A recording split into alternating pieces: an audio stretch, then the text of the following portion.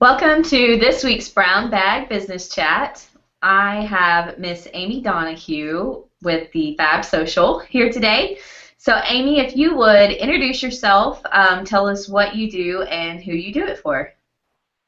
Well, I'm Amy Donohue. I have been involved in social media since 2004. I started with MySpace because I'm a stand-up comedian, and I realized that by interacting with people and not just friending them on MySpace, by actually being social, that it worked. So I was on Twitter in 2008, and I lost my job in the middle of doing something huge, and a Twitter follower hired me the next day, and that's when I actually started doing social media for a living, and that was 3.5 years ago.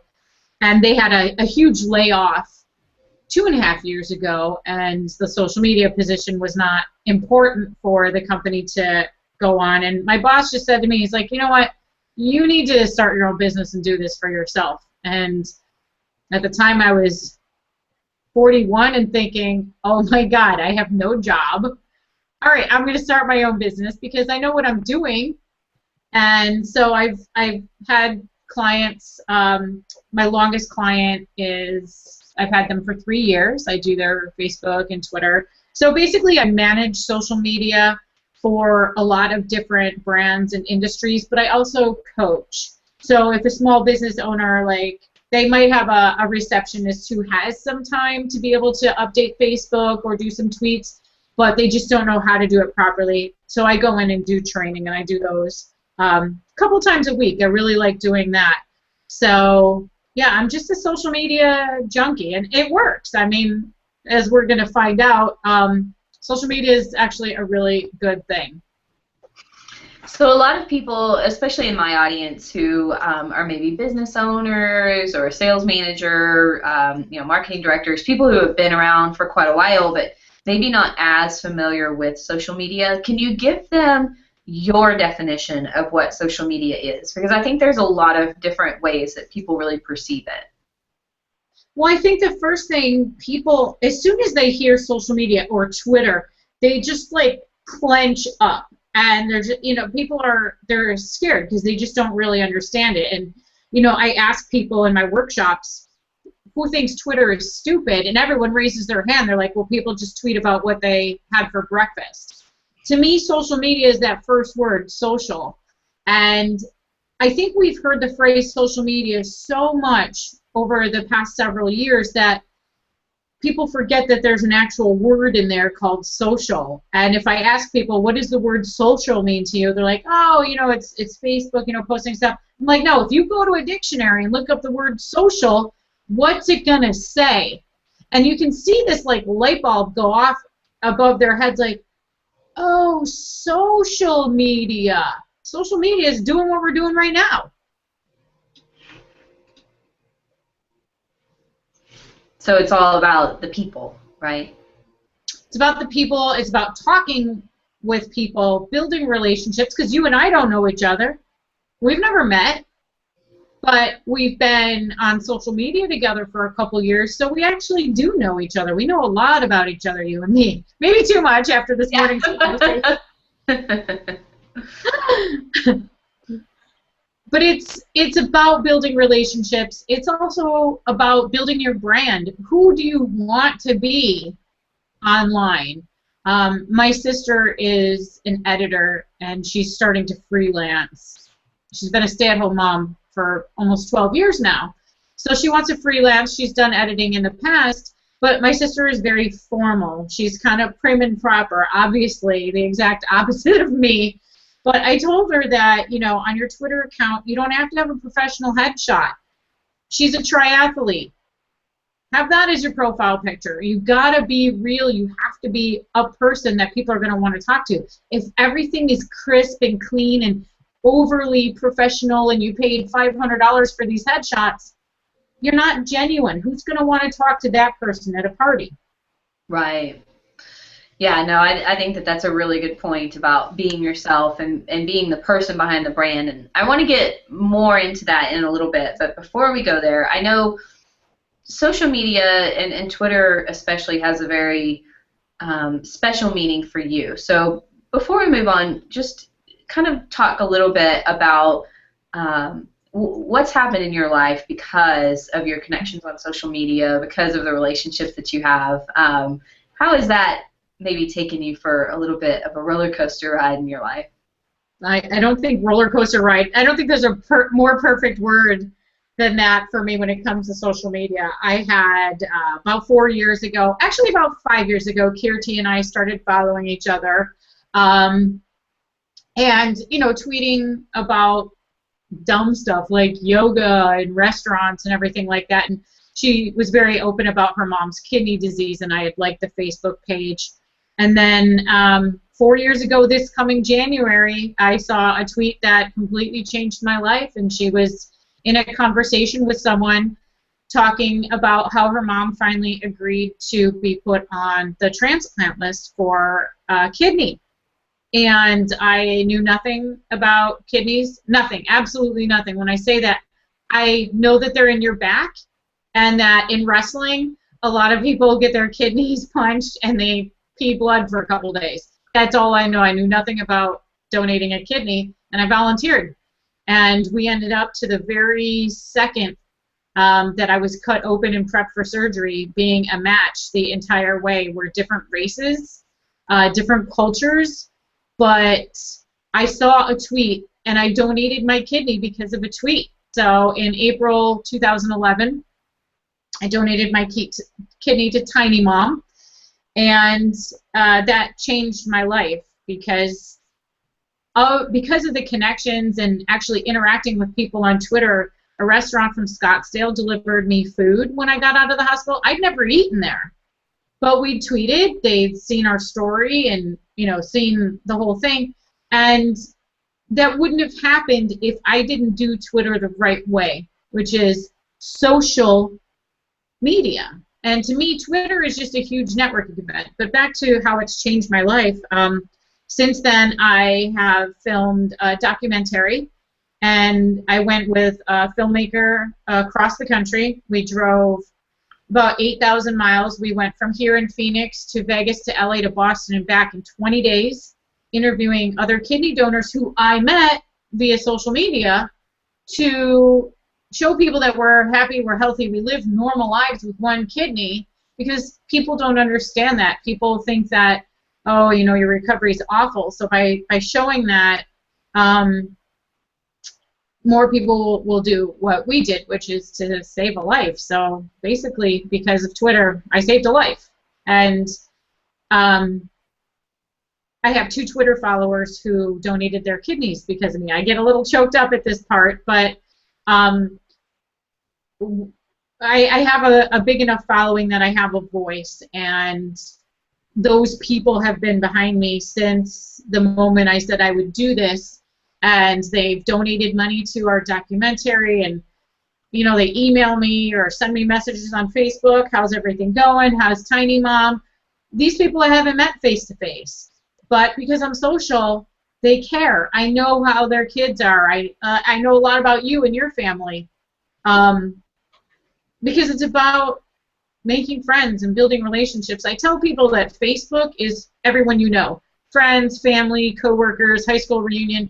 Twitter is everyone you want to know. It's you're new to a networking event, and you can't just go in there and blast your business cards all over the place and go up to someone and say, hey, do you need to buy a used car? You're not going to get invited to the next party if you're like that on social media. You walk around the room, you hear someone talking about football, or tonight is American Horror Story, Sons of Anarchy, Walking Dead. You hear people talking about that, you jump into the conversation like, how about them cards? That's all that Twitter is, and I think that people overcomplicated it. They're like, Twitter, oh my God, it's so scary. Really? And you can be on Facebook with your event invites, your apps, your games, and the algorithm that's complete BS. You're okay with that, but you're not okay with just talking to people. So I think there's just a really a big misperception about what Twitter actually is. That's interesting that you say that. It kind of makes me think of, like, if you picture the standard sales guy in the Mad Men era, of if his daughter gets married, everybody that he sells to, all of his clients are going to be at that wedding, right? It was a very close-knit community of the people that you worked with and that you sold to or bought from weren't just people that you did business with. They really became your friends and part of your family. And it's almost like Twitter gives us an opportunity to do that all over again, but kind of in a much better way, because your network can be that much bigger. You don't have to actually be in the same city or in the same town to enjoy the relationships you can build with each other. You can, like you said, across the country, across the world, have these really meaningful relationships with people that you may end up doing business with at some point. So to kind of bring this, the personal impact, I think is very clear, but it's also something that I think scares people a little bit, because they think I'm tweeting for my business, so I don't want to get so personal that it's all about me. How do you handle that predicament with clients? So how do you teach them to bridge that gap between this is me and this is my brand? Well, I have a newish client who's a lawyer. One of the top worst industries on Twitter, because a lot of them are just very automated and they don't talk. They're not social at all.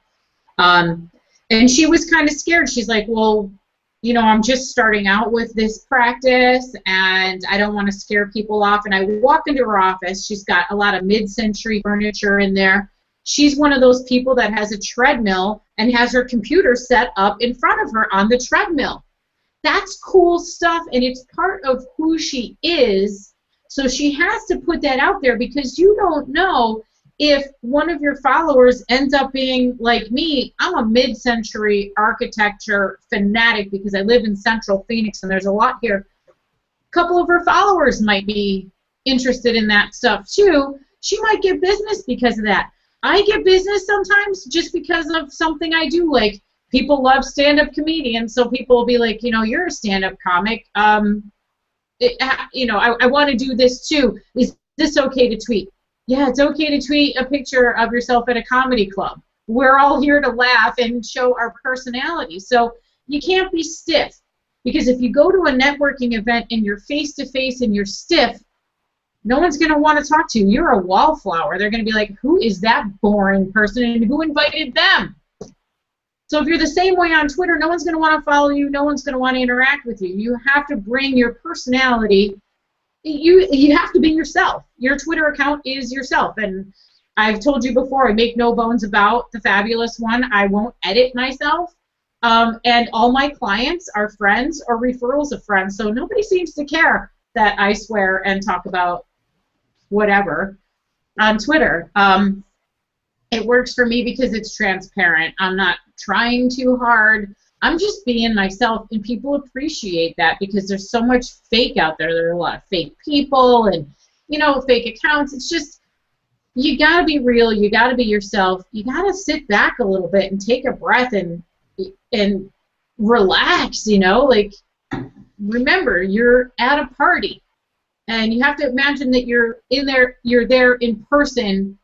And if that's what you have to do the first few times you actually get on Twitter, then do it. Visualize all these people and picture them in different groups. Except it's easier because you don't have to actually walk up and interrupt a group of people. You can just add to the conversation. It's easier because you don't have to wear pants. That's my motto. I'm not wearing pants right now.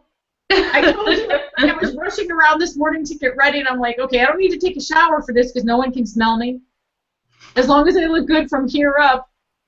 So that's it, but I say that to people all the time. Twitter's fun because you don't have to wear pants. So kind of getting back to that, bridging the gap between I'm a person, but I also am participating in this not just because it's fun and because I want to meet a lot of people, but because I need it to help my business. How do you bridge that gap between having casual conversation, building relationships with people, and then at some point either directing them back to a website, letting them know what you do in the right way, having some sort of, I don't want to say call to action because that's not the right way to think about social media, but how do you do that eloquently, where you're putting yourself out there and building relationships, but also getting business from it for yourself and for your clients? Well, I mean, just like I was saying earlier, when you're at an event and you start talking to people, eventually after a couple minutes of conversation, they're going to say, so Amy, what do you do? People are going to ask you. If you have your bio set up properly with your website, that's fine. If you tweet out stuff that are articles, so back to my divorce lawyer, I tweet a lot about relationships, divorce, single mom, single parents, I should say, because that's what I do. And when people go to your profile and they see your tweets, they see what you're about, and then they see the conversations you're having with other people. You can use hashtags to search for subjects so that you're in that industry or whatever talking about that subject matter. I think people worry too much about ROI in social media. And Gary Vaynerchuk, who is at Gary VEE on Twitter, Gary V is God. Gary V is a lot. We're both from the East Coast. He's very brusque. He's very to the point. And he has said it perfectly, and I can send you a link to send out to people if they want. And he says, well, what's the ROI of your mom?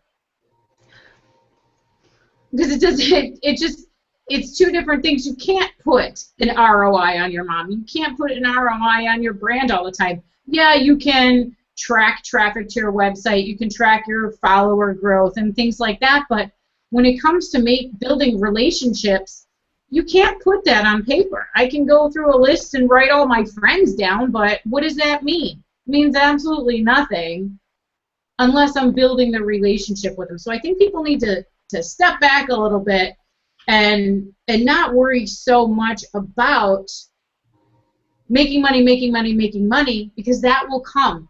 My year last year was awful, terrible. I had a lot going on, and for the social media business, and I was making the film and everything. But this year I kind of sat back a little bit and didn't tweet out my website as much, and I just had more fun. And 2 months ago I had to hire an assistant. I'm not doing anything except for this right now, and my business is booming. I'm not worried so much about the money, because when you have that in the back of your mind when it comes to friends and business relationships, it's not going to happen.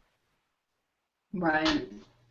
Yeah, that's a hard one for people like me who are very analytical and data-driven, to take a step back and say, I'm doing this because it's good for my business. I might not be able to see an exact return. I might not be able to track the exact metrics. I can create some goals, but it's going to be really hard to track my progress against those because of the nature of how it works. So that's a really good point, to just let that go. And I sometimes talk with my clients about this when they ask, well, how does the time spent on social media pay itself back? And I say, well, what's the ROI on your chamber membership?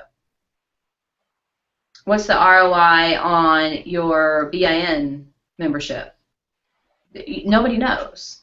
It's really hard to define that. And I think that because those other things have been around for so long, we just kind of know that they're important and that we're not going to be able to track an ROI, but they're still important. But social media is so new that we're trying to really, put a lot of analytics around it.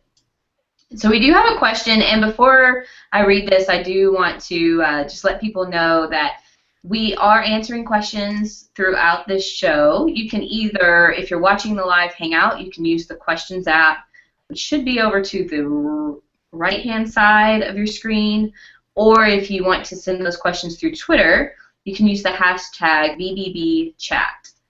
So our first question, I'm going to select this so you should be able to see it also, is from Nick Augustine. And he says, social media activity also improves search engine visibility, and some business owners like to use social media to share their library of content and resources, like being at the networking event with vendors also there. That's how some see it. Do you? What was that first part again because I got some tweets at the same time. I'm sorry. I'm going to pay. He's saying that, some social media activity is good for SEO. Oh, yes. And Okay. So sometimes using social media to share your own articles and resources is a good way to let people know what you do. And he wanted to know if that's something that you agree with. Yes. In fact, the more activity you have on social media, the more your brand name is out there, the more aware people are going to be, and it really does help your SEO. I'm not an SEO expert, but I do know that the more people talk about Amy Donohue online, like I get Google alerts on myself, the more it helps my website because it just raises you up higher the more people are talking about you. It doesn't matter where they're talking about you. It does help your SEO, and that's more of a question for you because, like I said, I don't do websites, I don't do SEO, I don't do PR, I do social media. I like that you make that definition too, because a lot of times people think that anyone that works on a computer kind of does everything. Like, I get a lot of leads from an IT company because people just assume, oh, well, you must do websites, you must be able to help me with a marketing plan, and you can make my logo, right? We don't all do everything, and that's a really good definition to make because if someone is saying that they can do everything under the sun from you, they're going to produce your videos, they're going to do your social media, they're going to do your SEO, they're your development firm, unless they have a lot of staff, that chances are they're not going to do that job very well. So on the SEO side, I will go ahead and plug our mutual friend Pam Ongst with Pam and Marketing. She would be definitely the go-to person for those SEO questions, but I will say that we also see a lot of benefit, especially with Twitter and Google+, with sharing content and having that indexed as well. And you don't have to be on every platform. So, well, back to we don't all do anything. I had someone ask me if I could do their web development, social media, and graphic design. And here's the thing with me.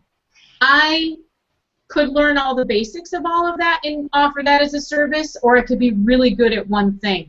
I don't think that we need to do everything.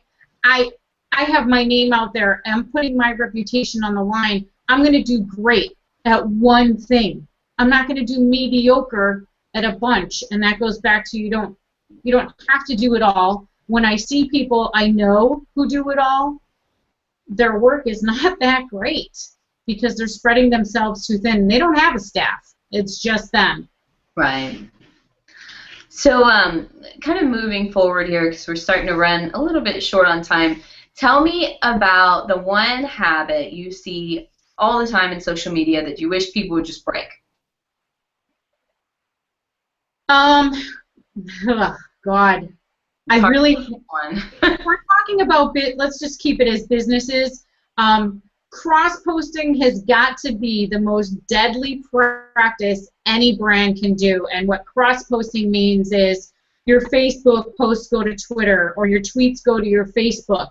That is the worst thing that anyone can do because they're so different. You can't say the same thing. And if you're on one of them posting to the other, that means you're not on the other to answer questions or tweets or something like that. Cross-posting, that's very 2008. If you want your business to be stuck in 2008, by all means, keep doing it. If you want to be cool and make business and build connections and be social, stop cross-posting. I'm obviously very passionate about that. Oh my God, I want to stab somebody right now. Okay. So we have another question. Sorry, you're very laugh today. So we have a question from Jonathan House, who says, I have never really been able to see an increase in business just on social media. I've only seen what you've been talking about, or what you've been saying is just talking. I'm not sure if it's more my industry, which is IT, PC, break fix, and networks, but maybe you can give some suggestions. So Jonathan is working in IT, he's fixing PCs, he's seeing a lot of conversation, having a hard time getting business on social media. Well, I know Jonathan. Absolutely gorgeous, by the way. But I think that it's the amount of time, but you shouldn't be targeting IT people when you're in IT. You should be targeting me. You should be targeting Heather. Everybody out there knows somebody who either has a business that would need IT help, or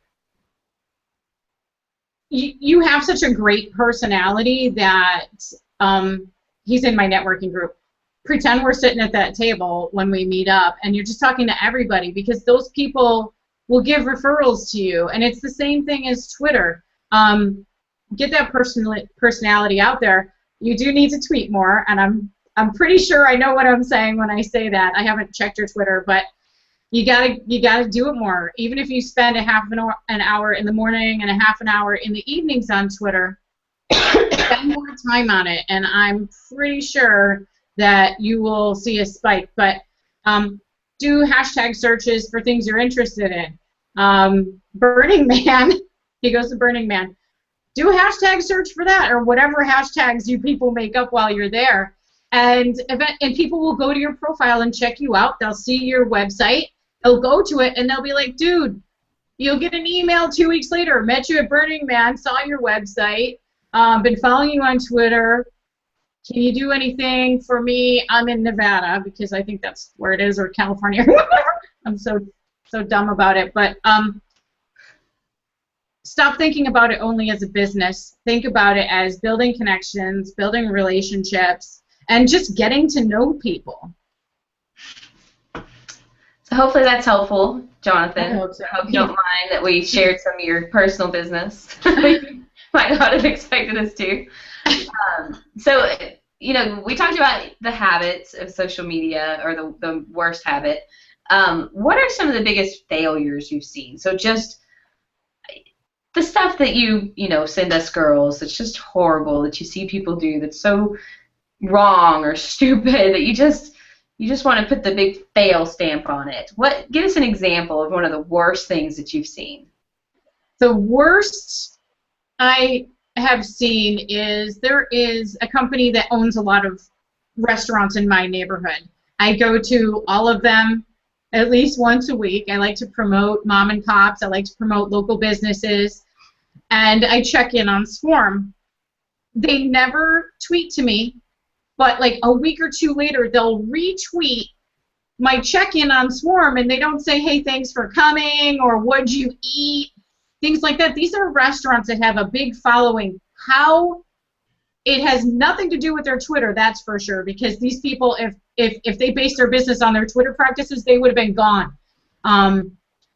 But they never interact, and their Facebook posts go to their Twitter feed. There's no interaction whatsoever. There's no social on their Twitter feed, and it's frustrating for me because I'm such a big fan of theirs, but then I'm the social media junkie, and that's important to me too. So that's one of the biggest failures, and I see it a lot, but that one sticks in my brain this week because it just happened on Monday.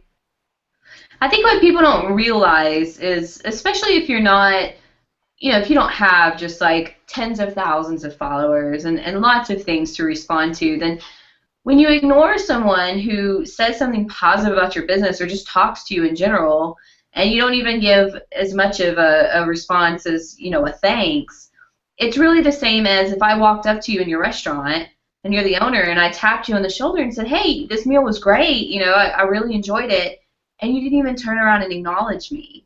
It's the exact same thing. Yep. Not acceptable to just ignore people. If someone's out there mentioning you and they're recommending you for another person to use, this one's high on my list right now, even though I don't tweet that often. I have recommended a certain software tool and have mentioned their name a dozen times over the past week, and not even a thanks or a favorite or anything to acknowledge that, we hear you and we appreciate it, and, keep it up. It's really very rude. It's the same as just simply ignoring the person behind you.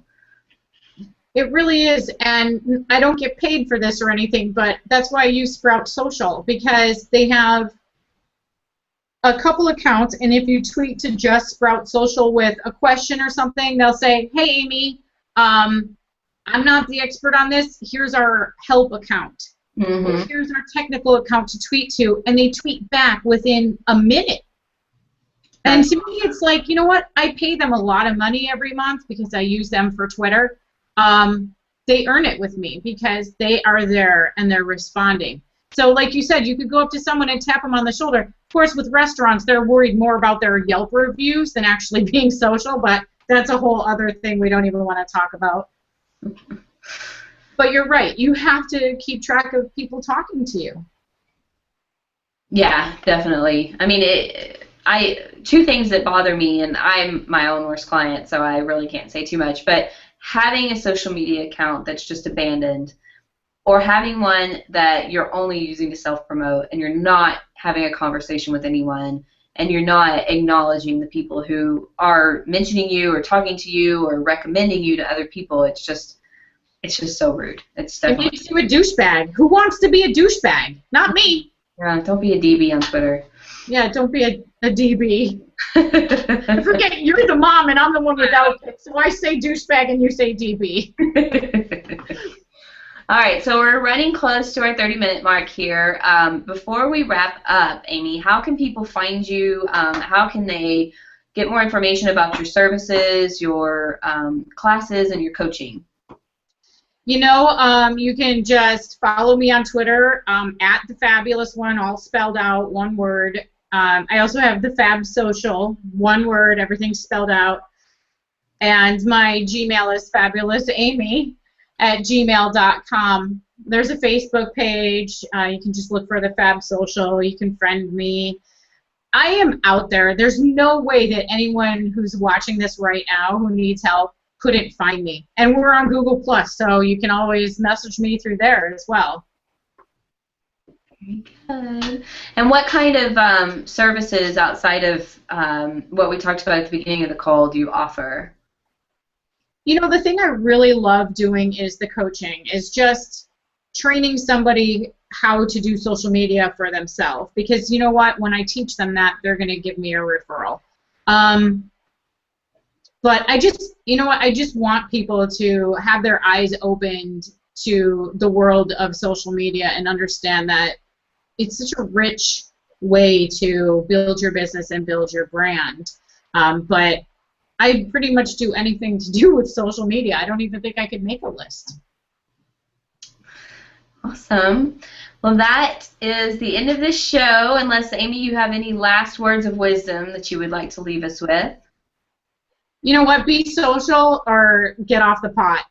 Delete it or be social, because if you don't delete it, if you don't use it, it just makes you look worse. So get rid of it. Awesome.